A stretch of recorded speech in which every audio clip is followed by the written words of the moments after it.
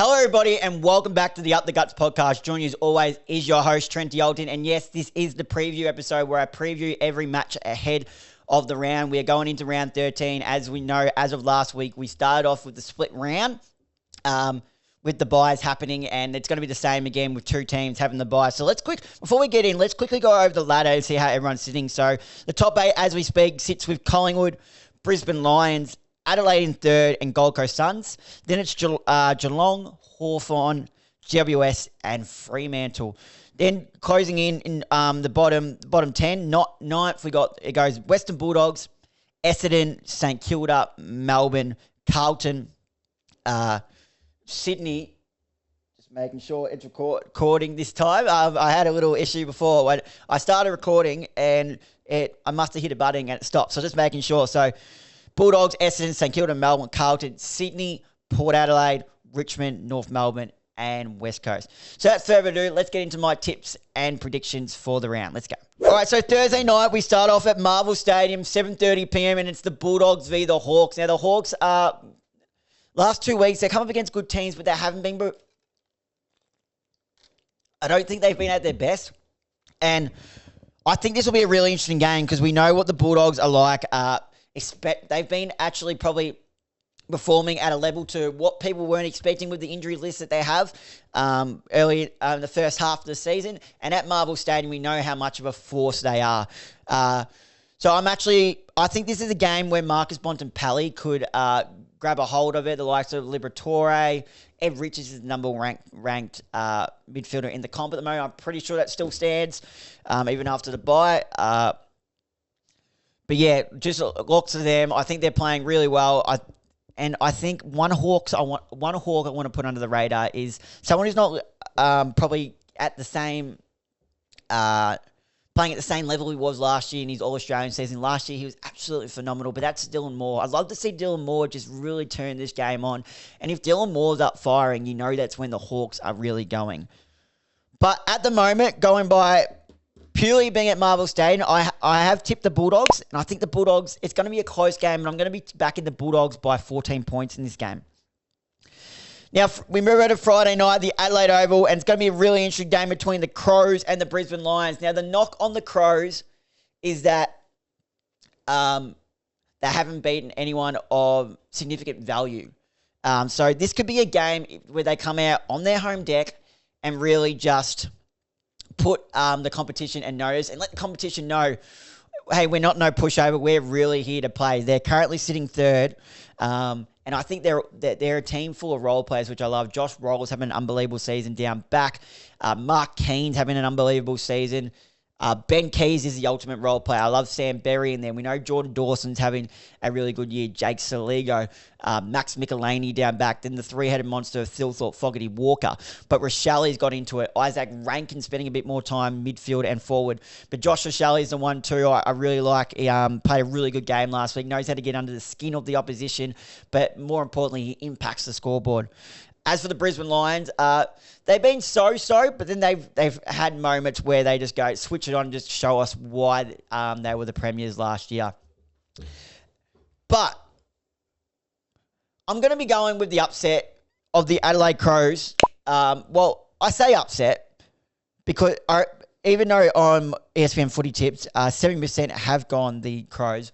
But I think it's an upset purely because everyone would think people are saying Crows aren't the real deal purely because they haven't been anyone significant value. But I think this is where they put their show their authority on the competition. Say we're not here to muck around. So I'm going to be tipping the Crows over the Brisbane Lions. Then we move over to Saturday, and it's Richmond v Sydney. Now, this could be an interesting game. We know I had a crack at the Sydney Swans in the review episode.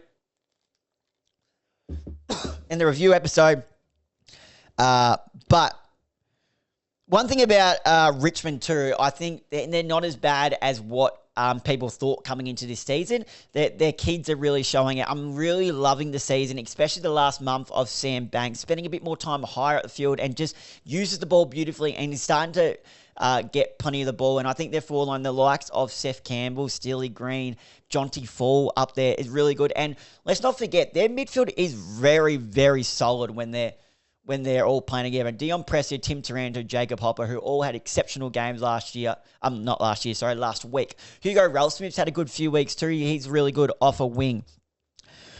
But I think the Sydney Swans need to respond at some point and hit back at the criticism and show Dean Cox what he saw in the preseason and what got them to the grand final last year. So I am going to be back in Sydney Swans, and this needs to be a game where they win this by 8+ goals and really put authority on the game. So I'm going to be back in the Sydney Swans in this one. Saturday Arvo Saturday evening, twilight, 4:15 p.m. It's the Cats v the Suns at GMHBA Stadium. Now this will be an interesting game because it's 5th v 4th. We know what the Cats are like at GMHBA Stadium, but the Suns are really coming this year. They're starting to really go under Damien Hardwick.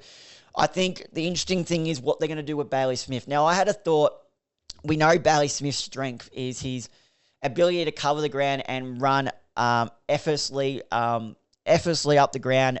He gets plenty of the ball, impacts the scoreboard, gets plenty of inside 50s, meters gained, and he makes it look effortless, how he covers the ground. So I had to think, could they possibly do something with them? And I think they've got the exact matchup that they could have, exact right matchup they would. I say send Touk Miller to him. Go Touk Miller head-to-head with Bailey Smith. Touk Miller has done roles like this in the past, but we know what a elite two-way runner Touk Miller is. Some players in the competition, he's the best two-way runner in the comp. Has been for many years. So I think that's something that Damien Hardwick could look at. I know that he would have something up his sleeves because he just has to have something up his sleeve for Bailey Smith because he's the number one, in my opinion, the number one player in the competition right now. He would be leading the Brownlow. So Touk Miller to go to Bailey Smith is something that I would put. I would do. Because I think Touk Miller could be the right person to do it. Obviously, you still got Max Holmes to worry about, but Bailey Smith is the guy to worry about. And the down forward is going to be interesting. So Sam Collins will obviously get the job on Jeremy Cameron, but then it'll be Shannon Neal v Mac Andrew. So that'll be really good. Now the halfbacks, John Noble, Darren Rioli, love to run up the ground and get plenty. Like to drive the ball forward, but then they've got to play the likes of the quicks of Brian Myers, Brad Close, who get up and back really quick. So it's all good getting you plenty of the ball, but if you let them play their own game, they'll rip you to shreds, especially Ollie Dempsey off a wing, and he pushes forward really hard. It's going to be a really good game, but I'm going to be going with the Cats in this one over the Suns just. Then a standalone Saturday night game at GMHBA Stadium, at Manuka Oval. It's the Giants v the Port. Now, the Giants, obviously, last week, they did get the win, but it wasn't convincing. They only put the foot down in the last quarter to beat Richmond, who were really impressive, by the way. But let's not forget the fact that Callum Ward went down early in the first quarter. He's the heart and soul of their team. That would have been dwelling on their mind, and I think it would have had a real impact on him. The way he came in and got them together at three-quarter time and made that speech, I think would have really revved them up to go out there, and that's one of the reasons why they did get the win. But I think that Port Adelaide have been one of the more disappointing teams of the season, just sitting 15 from the ladder. So I think the Giants get this done quite comfortably down there in Canberra. Now, Sunday, this could be an interesting game. North Melbourne v West Coast. Now, it is 17th v 18th. It's in Bunbury, which is really, really interesting. But it's not going to be a game, I think, that there's going to be a lot of skill errors. But I think there's going to be a lot of flashes of brilliance too. Both teams like to take the game on. You got Luke Davies-Uniacke there for North Melbourne, who likes to run the ball. Harley Reid in there. Liam Baker's heart and soul in there. I love Elijah Hewitt. But one player I'd love to see grab the throat of this game and really impact the scoreboard is Harry Sheezel. Harry Sheezel has all the talent in the world, but he's just been off a little bit. But I think this is a game where he plays that half-forward midfield role, has his 25, but kicks 2. He needs to start impacting games a bit more because he has all the talent in there. When Harry Sheezel's playing good, so are North Melbourne. So he needs to have a bit more impact on the forward centre of the ball, and I think that could guide the North Melbourne to a win. So I'm going to be going with North Melbourne over West Coast just. Then the Sunday night game is Carlton v Essendon. Now we know both these teams do not like each other. Essendon have been really good been sold this year. I thought, and Carlton have been disappointing, but where I think Carlton could get on top here is we know Essendon is short in the back line. They're down with injuries in their key defensive stock because this could be a day where Charlie Curnow grabs a hold of it, and he needs to grab a hold of it. 5 goals plus, I reckon Charlie Curnow could kick in this game and would be the ultimate reason why Carlton get the job done. So I am going to be going with Carlton over Essendon. Then the annual King's Birthday game between Melbourne and Collingwood. Obviously, it's more than a game. It's for MND, for Neil Daniher. The big freeze is such a good moment. And if you haven't already, probably should have wore it for the preview because I do have it. But go out and buy a Big Freeze beanie. Forgot what number? What number are we at? Let's have a look. Big Freeze.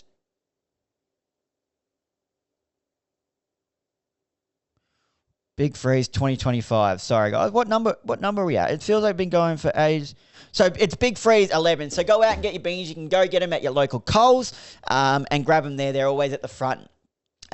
When as you walk in, and also as you're about to, if you go into the self-checkout, they're always there. So make sure you grab one. It goes towards a good cause. But one thing we do know about this game is no matter where each team sit on the ladder, they're always close games. So it's always going to be an interesting game between the two. Melbourne looked like they were starting to put things together, putting together a couple of wins and starting to come up. But then they had that disappointing win last weekend to St Kilda over at T.O. Stadium in Alice Springs. But let's not beat around the bush. If they kick straight, they win that game. But I think that's what's going to be the factor to why Melbourne don't go very far this year is they don't have a person, a kick down the line type of player other than Max Gawn in that forward line. And they're not playing Jacob Van Rooyen at the moment. They're opting to go Jake Melksham. Jake Melksham's not the solid player, does his role, but he's not going to be the type of player you can just kick it in there deep when you've got nothing to go to. Harrison Petty is not that guy. I've said it numerous times. He's a forward. And Collingwood off that half back line, when they get it and go, pretty sure they're calling it Fly's Nest, Fly's Web, something like that. As soon as they get it and go, they just pounce there. So I had to talk to the gym manager at my gym. I'm wearing the jumping down, but I had to talk to my gym manager who's a Hawthorn supporter. I actually saw him Sunday, and he came up to me. Well, he knocked me, tried to get my attention, and then I looked over and took my AirPods out. He goes, "Don't talk to me." So then I walked in today, obviously Tuesday. I go, "Are we back on talking terms now?" He goes, "Yeah, nah, a couple of days now. I'm over it now." But he said what the one thing that stood out to him was, when we got it our half back, we were so quick, but what most importantly, we were so clean. I shouldn't be saying we. Collingwood were so clean with the ball. So that's something that's really been a factor over with Craig McRae, and we know what type of form Jamie Elliott is in at the moment. So I am going to be going with Collingwood to take home the win this round. So let's quickly go over who I've gone with. Thursday night, I'm going the Western Bulldogs by 14 points over the Hawks. Friday night, I'm going Adelaide over Brisbane at the Adelaide Oval to really put a statement on the competition. Saturday, I'm going to go with the Swans over the Tigers at the MCG. Then the twilight game, I'm going to go with the Cats over the Suns at GMHBA Stadium. Saturday night, and in Canberra, Manuka Oval, I'm going to go with the Giants over the Power. Saturday at Hands Oval in Bunbury. Going to go with the Kangaroos over the Eagles. Sunday night at the MCG, I'm going to go Carlton over Essendon, and King's Birthday, I'm going to be backing my boys, the Collingwood Magpies, in for that one. And while I'm here, King's Birthday medalist. Let's have a think. The form that Jamie Elliott's in, he could very much win it. But I'm trying to think. I want to go something. I'm going to ride the wave. I'm going to go with Ned Long for the King's Birthday medalist. Jeez, he's been in some really good form. Just something out there. I'm going to go back in Ned Long, but I wouldn't be surprised if still Syvon gets up again and does it. But there you have it, guys. I'm going to click submit. Make sure I click submit. We don't want that happening like that happened 1 week. All right, my tips. It says your tips are in. Well, there you have it, guys. There are my preview tips and predictions for the round coming up round 13. Thank you guys for listening. If you enjoyed this episode and watching us on YouTube, make sure to leave a like and comment on the video, turn the notification bell and hit that subscribe button as we race towards 200 subscribers. If you're listening to this story on Spotify or Apple Podcasts, make sure to hit the follow button, like and comment on this video, turn the notification bell on, share it off to a mate who you think might enjoy this, and most importantly, please leave a 5-star rating so it can help push the show out there to new listeners. Thank you guys for watching, and until next time, I'll see you guys then.